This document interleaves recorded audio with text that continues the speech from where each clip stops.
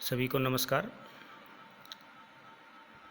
जो भाषा का टॉपिक हुआ था उसी से संबंधित कुछ प्रश्न जो बार बार पूछे जाते हैं, उन्हीं प्रश्नों के उत्तर आपको यहाँ दिए जा रहे हैं। कृपया इनको भी आप नोट कर लें और याद करें। बहुत बार पूछे जाते हैं प्रश्न, जैसे मातृभाषा किसे कहा जाता है। पहला प्रश्न लिखेंगे आप, मातृभाषा किसे कहते हैं। ये प्रश्न का उत्तर आपसे कोई भी पूछ सकता है, तो आप बिल्कुल साधारण शब्दों में बताएंगे कि एक प्रकार की भाषा जो बालक अपने परिवार से अपनाता है और सीखता है, मातृभाषा कहलाती है। यानी माँ के द्वारा सिखाई गई भाषा। लेकिन परिभाषा में आपने बताना है, बच्चा जिस परिवार में जन्म लेता है उसके सदस्यों द्वारा जो भाषा सीखी जाती है वही उसकी मातृभाषा कहलाती है। इसमें उदाहरण भी दिया हुआ है। से खनौर सिंह का जन्म पंजाबी भाषा परिवार में हुआ, इसलिए वह पंजाबी बोलता है। ऐसे ही साक्षी शर्मा का जन्म हिंदी भाषी परिवार में हुआ, तो वह हिंदी बोलती है। ये दोनों क्रमशः उनकी मातृभाषाएं हैं। दूसरा प्रश्न पूछा जाता है, प्रादेशिक भाषा किसे कहते हैं। नोट कर लेंगे, प्रादेशिक भाषा किसे कहते हैं। एक प्रदेश की भाषा।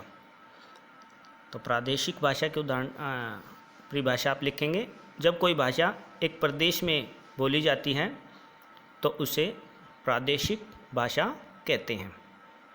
किसी भी प्रदेश में, चाहे पंजाब की पंजाबी, हरियाणा की हरियाणवी, ये प्रादेशिक भाषाएं का उदाहरण हैं। अगला प्रश्न है, अंतर्राष्ट्रीय भाषा किसे कहते हैं। अंतर्राष्ट्रीय भाषा। अंतर्राष्ट्रीय भाषा जब कोई भाषा विश्व को 2 या 2 से अधिक राष्ट्रों द्वारा बोली जाती है।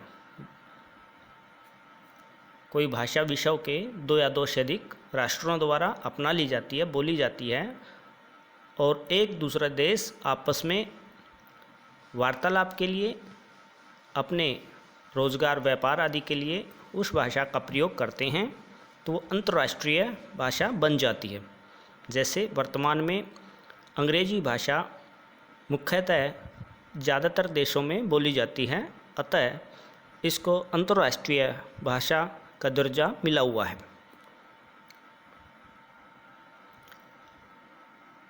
अगला प्रश्न, राजभाषा। पहले भी बताया जा चुका है। 14 सितंबर 1949 को हिंदी को भारत की राजभाषा घोषित किया गया था। तो राजभाषा वह भाषा जो देश के कार्यालयों, कामकाज या राजकाज में प्रयोग की जाती है, उसे राजभाषा कहा जाता है। भारत की राजभाषा अंग्रेजी व हिंदी दोनों हैं, याद रख लेंगे। अमेरिका और अन्य देशों की कईयों की राजभाषा अंग्रेजी है। अगला प्रश्न, मानक भाषा किसे कहा जाता है।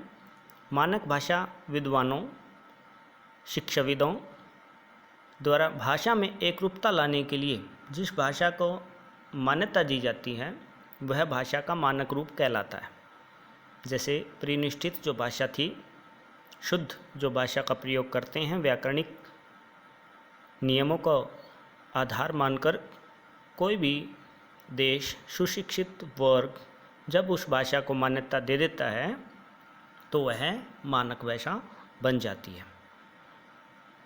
नीचे दिए गए कुछ उदाहरण, भाषा में एक वर्ण, एक शब्द से एक से अधिक रूप प्रचलित हो जाते हैं। जैसे नीचे दिया गया है, गई गई, ठंड ठंड, अंत अंत। ये जो अनुस्वार का प्रयोग है ये इसका मानक रूप में अपना लिया गया है, तो इसको आप इस रूप में लिख सकते हैं। तो ये इसका मानक रूप है।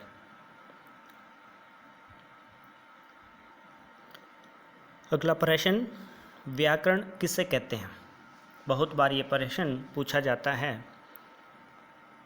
देखिए आप, व्याकरण वह विद्या या शास्त्र है, यहाँ पे लिख सकते हैं आप, वह शास्त्र है जिसके द्वारा हमें किसी भाषा का शुद्ध बोलना, शुद्ध लिखना एवं समझना आता है, वह व्याकरण कहलाता है।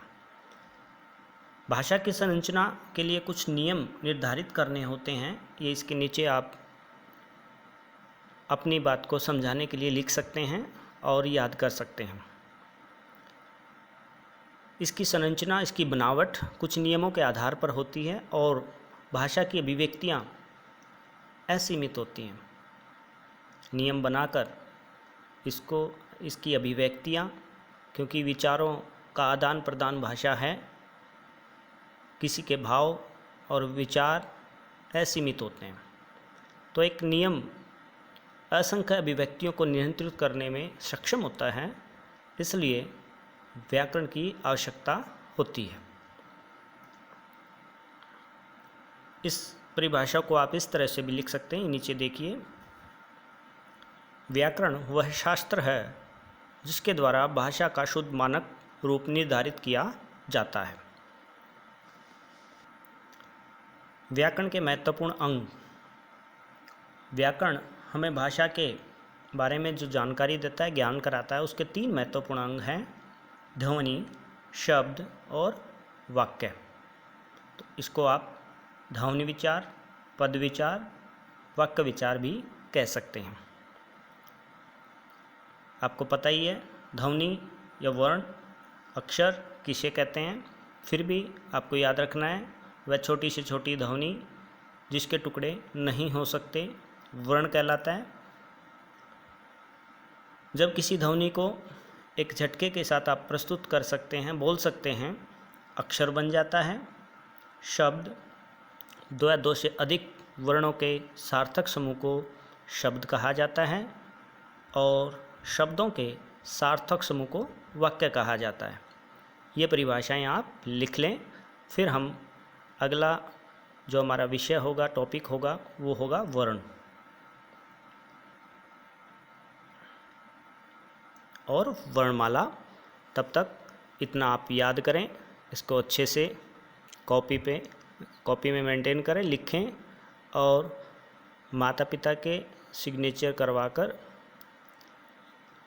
अपने फ़ोटो हमें भेज सकते हैं। धन्यवाद। सभी बच्चों को ये वीडियो पहुंचाएं और उनको लिखने के लिए प्रेरित करें, क्योंकि अभी ऑनलाइन क्लासेस लगभग 1 से 1.5 महीने तक चलने की संभावना है। सभी को नमस्कार।